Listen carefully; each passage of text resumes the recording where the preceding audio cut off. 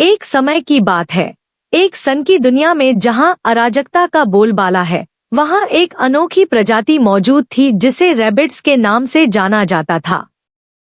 ये शरारती जीव अपनी अजीब हरकतों और अतृप्त जिज्ञासा के लिए कुख्यात थे। एक धूप वाली सुबह जंगल की हरी भरी हरियाली के बीच खरगोशों के एक समूह ने खुद को एक असाधारण साहसिक कार्य पर निकलते हुए पाया जो उनकी बुद्धि, साहस और दोस्ती की परीक्षा लेगा। इन रैबिट्स में रोजर भी था, जो एक विशेष रूप से साहसी व्यक्ति था और मुसीबत मोल लेने की प्रवृत्ति रखता था। उनके साथ उनके वफादार साथी भी शामिल थे, रेबेका, समूह का दिमाग, रूपर्ट, सोने के दिल वाला साहसी, और रोजी, हमेशा आशावादी सपने देखने वाली। साथ में उन्होंने रोमांच और शरारत के प्रति अपने साझा प्रेम से बंधे हुए सबसे अप्रत्याशित टीमों का गठन किया। जैसे ही सूरज क्षितिज पर झांका, जंगल पर गर्म चमक बिखेरते हुए रोजर ने एक साहसी विचार प्रस्तावित किया। चलो, जंगल के बीचों बीच गहराई तक यात्रा करें, उसने कहा। उसकी आंखें उत्साह से चमक रही थी।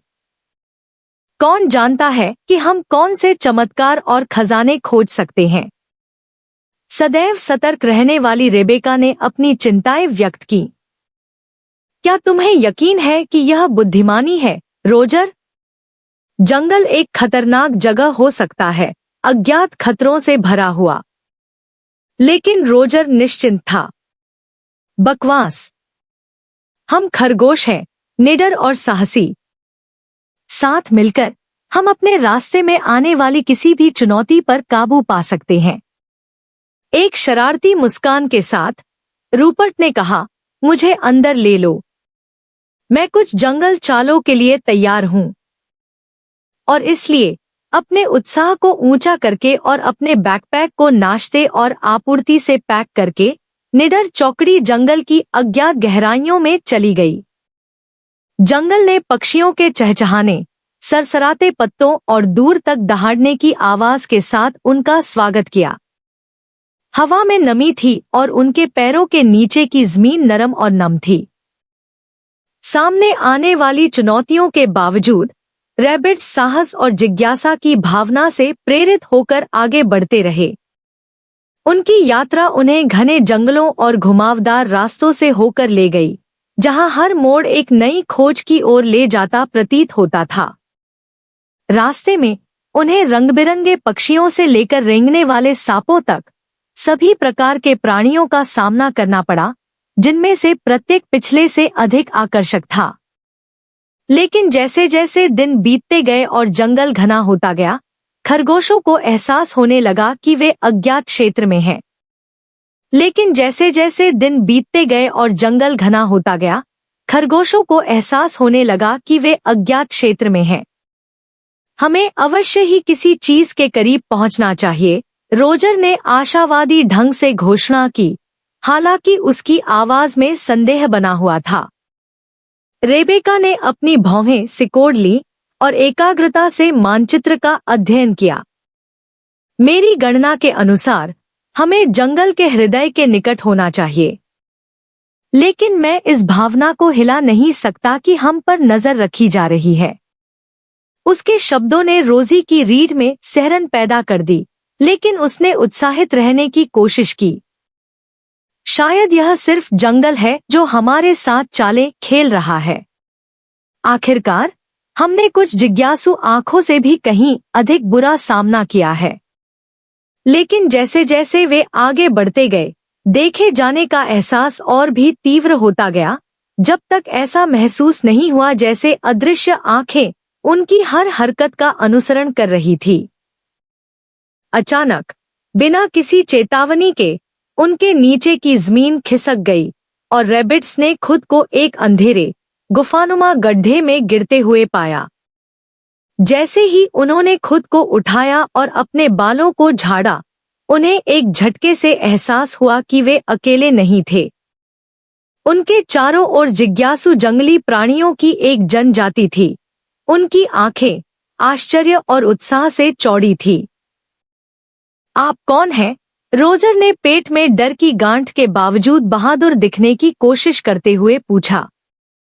जीव जंतु खरगोशों के लिए अज्ञात भाषा में आपस में बातें कर रहे थे, लेकिन उनके हाव भाव मैत्रीपूर्ण थे और जल्द ही उन्हें जनजाति के गांव के केंद्र में प्रवेश कराया गया। रंग बिरंगी झोपड़ियों और हलचल भरे बाजारों के साथ गांव गतिविधि का एक हलचल भरा केंद्र था।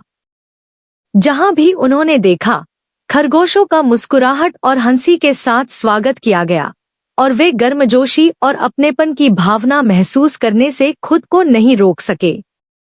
लेकिन जैसे ही वे अपने नए घर में बस गए, वे इस भावना से उबर नहीं पाए कि कुछ गड़बड़ है। जंगल के जीव काफी मिलनसार लग रहे थे, लेकिन हवा में तनाव की अंतर्धारा थी, जैसे कि सतह के ठीक नीचे कुछ अंधेरा और भयावह छिपा हो। सच्चाई को उजागर करने के लिए दृढ़ संकल्पित रेबेका ने जंगल जनजाति के रहस्य को उजागर करने के लिए अपनी गहरी बुद्धि और तीक्ष्ण बुद्धि का उपयोग करते हुए जांच करना शुरू कर दिया। उसने जो खोजा उससे समूह में सदमे की लहर दौड़ गई और वे अंदर तक हिल गए। यह पता चला कि जनजाति को पड़ोसी कबीले से खतरा था, प्राणियों का एक क्रूर समूह जो जंगल पर कब्जा करने का इरादा रखता था। अपनी बेहतर ताकत और चालाक रणनीति के साथ उन्होंने पहले ही जनजाति के क्षेत्र पर अतिक्रमण करना शुरू कर दिया था, जिससे विनाश और अराजकता पैदा हो गई थी। स्थिति की गंभीरता को समझते हुए रैबिट्स को पता था कि वे चुपचाप खड़े होकर नहीं देख सकते, क्योंकि उनके नए दोस्त अत्याचार और उत्पीड़न का शिकार हो गए।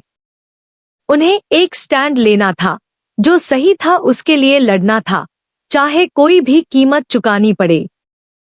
साहस और दृढ़ संकल्प से लैस रैबिट्स ने जंगल जनजाति को एकजुट किया और उन्हें एक सामान्य उद्देश्य के लिए एकजुट किया।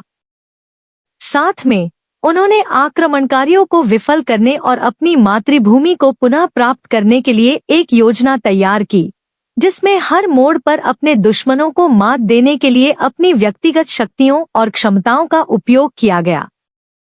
इसके बाद के दिन साहसी पलायन और दिल थाम देने वाले प्रदर्शनों से भरे हुए थे, क्योंकि रैबिट्स और उनके सहयोगी जंगल के भाग्य के लिए एक महाकाव्य लड़ाई में दुश्मन से भिड़ गए थे।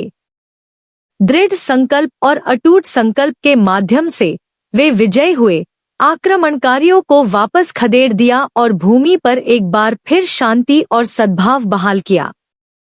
जब वे अपने पराजित शत्रुओं के खंडहरों के बीच खड़े थे, रैबिट्स गर्व और उपलब्धि की भावना महसूस करने से खुद को नहीं रोक सके। उन्होंने अपने डर का सामना किया और सभी बाधाओं के बावजूद विजय प्राप्त की, यह साबित करते हुए कि साहस और दोस्ती सभी के सबसे शक्तिशाली हथियार थे। लेकिन उनकी यात्रा अभी खत्म नहीं हुई थी। अपने नए दोस्तों के साथ रैबिट्स एक बार फिर जंगल में निकल पड़े और आगे आने वाली सभी चुनौतियों और रोमांचों का सामना करने के लिए तैयार हो गए। जब तक सुलझाने के लिए रहस्य थे और खोजने के लिए खजाने थे, वे जानते थे कि उनका रोमांच कभी खत्म नहीं होगा। और इसलिए साहस से भरे दिल और जिज्ञासा से भरे दिमाग के साथ रैबिट्स महान अज्ञात में आगे बढ़े, जो भविष्य में जो कुछ भी छिपा हो उसे अपनाने के लिए उत्सुक थे। क्योंकि अंत में मंजिल नहीं, बल्कि यात्रा और रास्ते में बने दोस्ती के बंधन मायने रखते थे।